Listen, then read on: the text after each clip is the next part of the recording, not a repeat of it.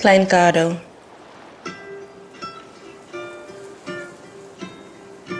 Kado was gebore, maar niemand het hom verwag nie. Sy ma was 16 en sy pa gemeenskapsbouer van die jaar. Sy ouma was 'n cashier en sy stiefoupa het gedrink vir die pyn.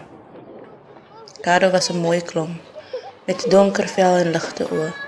Mooi genoeg om Engels te praat. Het gehou van 3 stokkies en vrottie eier in die padspeel. Dit die gawe van die mobile het gesê, Kado was 'n engelkind. Die aand voor Kado's eerste dag op grootskool het die schoolboys klappers in die pad geskiet. Kado het door die venster uit geloer. Die kool het in sy keel gaan sit. Sy ma het nie gehuil nie. Die politicians het 'n bompie geplant en die Kaapse dokter het hom uitgepluk en gegooi waar die res van die Kaapse drome lê. Op die vlaktes.